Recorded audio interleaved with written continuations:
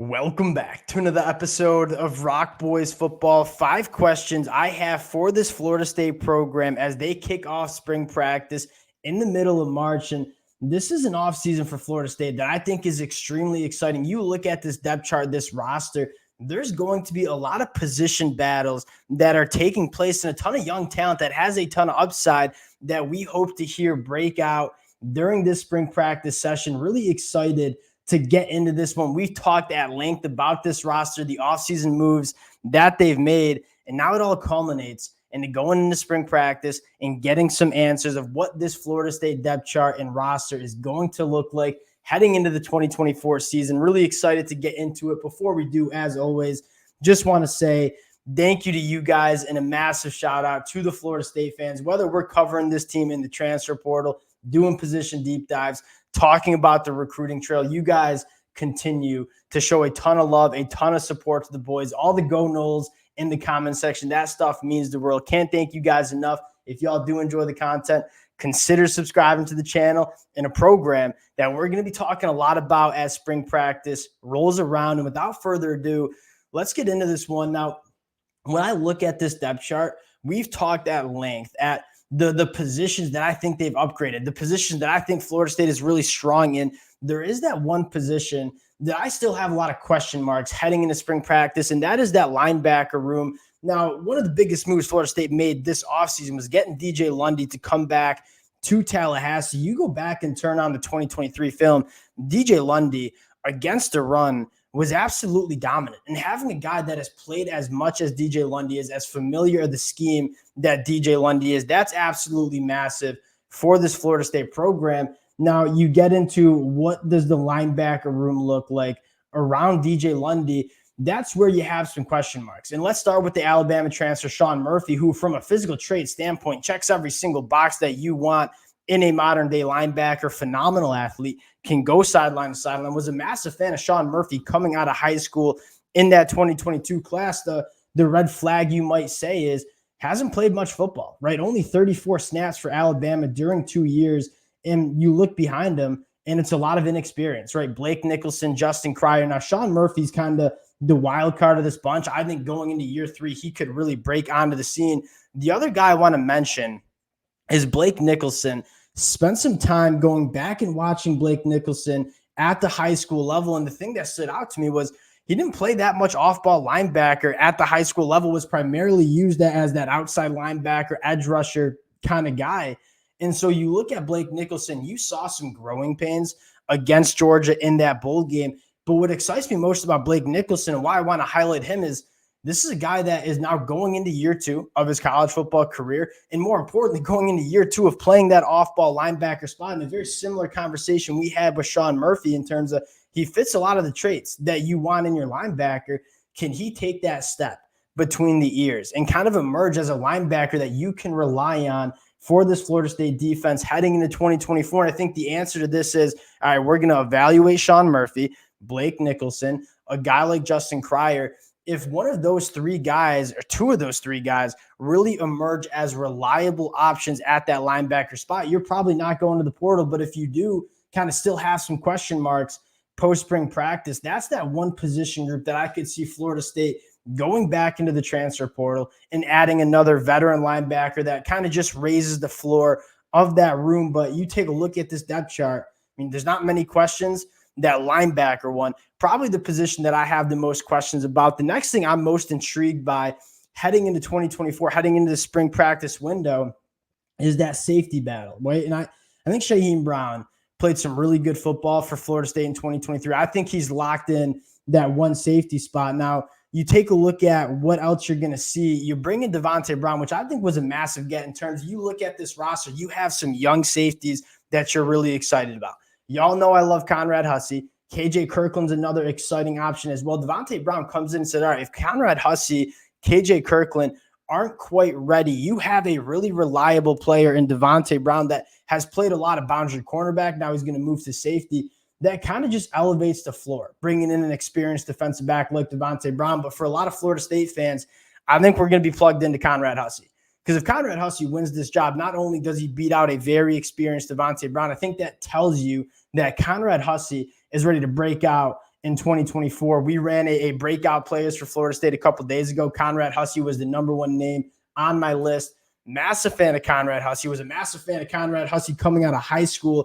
This is a guy that if he puts it together, you're looking at a really fun safety for Florida State over the next couple of years. I'm going to be kind of tuned into that Devontae Brown, Conrad Hussey, KJ Kirkland position battle in that safety room. Now, the last question I want to talk about on the defensive side of the football, and it's not really a question as much as it's kind of an exciting proposition, is what does this edge rusher group look like for Florida State? Something that just flew under the radar, and Florida State just flew under the radar. Y'all know how I feel about that throughout that 2023 season.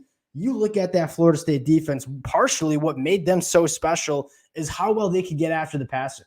Right, this was a team that sacked the quarterback 9.3% of dropbacks last year. That was number 6 in the country. You look at this edge rusher room, and it reminds me of what Michigan's edge rusher room looked like heading into that 2023 season, where you have 4 edge rushers that kind of bring some different flavors, right? And you're going to have the ability to rotate those guys in. I don't even know if you'll have kind of your locked in starters. I feel like all 4 of these guys are going to get a lot of rotation and a lot of work. I want to start with kind of the bursty, bendy Ferrari pass rushers, and that's Patrick Payton and Marvin Jones Jr. Now, Patrick Payton, if he takes another step, right, we've seen him took that step in 2022 after his redshirt year, took another step in 2023. If we see him take another step in 2024, we know the talent that Patrick Payton is. If he takes that step, you're looking at an All-American pass rusher.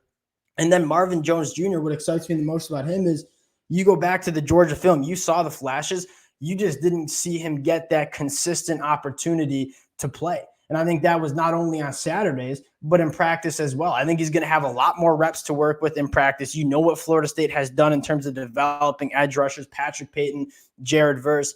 I'm really excited about what Marvin Jones Jr. can do in terms of being an elite pass rusher for Florida State. Again, another guy that's only going into year 3 of his college football career now.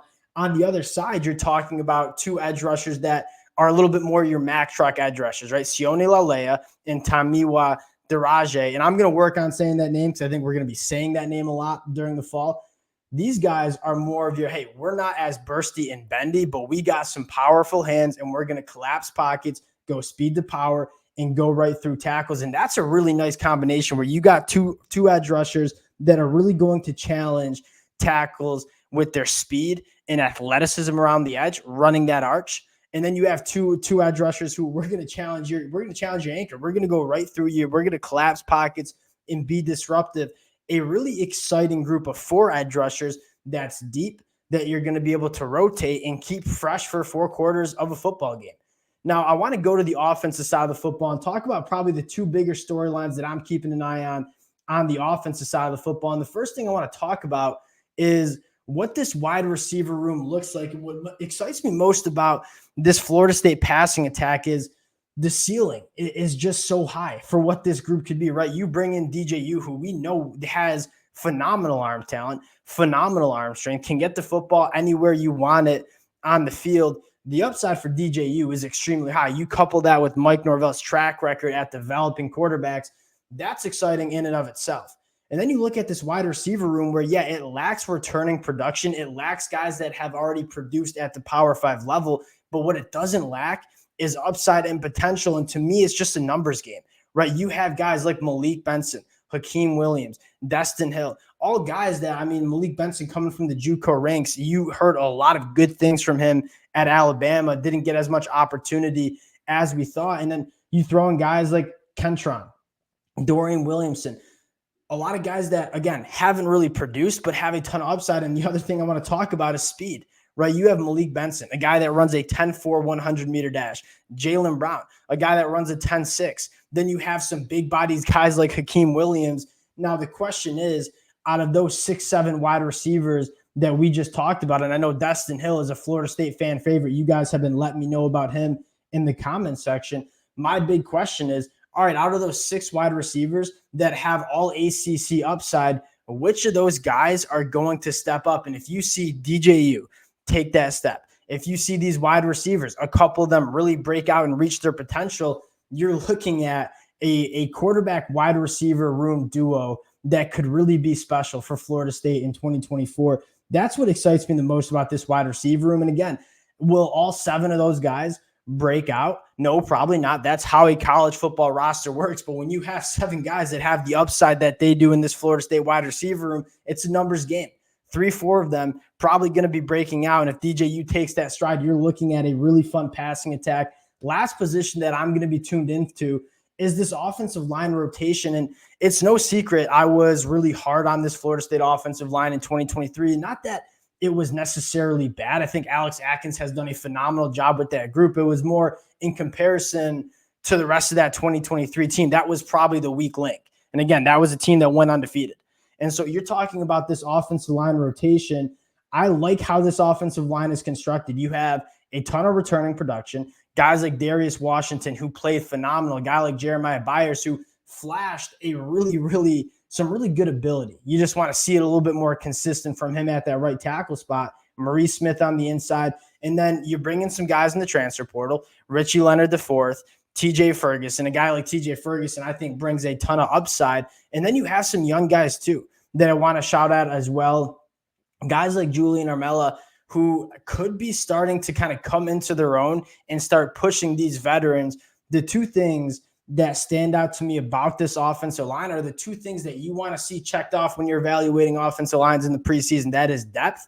You have a lot of depth, right? You probably are feeling comfortable about playing and starting 9 offensive linemen for Florida State. And then you have youth and upside, right? You have some guys that are coming in that have a lot of upside that could put it together and could emerge as really quality offensive linemen for this Florida State team. Again, a unit that has progressively gotten better. Would love to see them take another step in 2024. Those are some of the things that I'm keeping an eye on. Again, that running back rotation, it's not a question. It's just more, how is it going to look? How are you using guys like Roydell Williams, true freshman Cam Davis, Lawrence Tuafili, who, again, is one of my breakout players.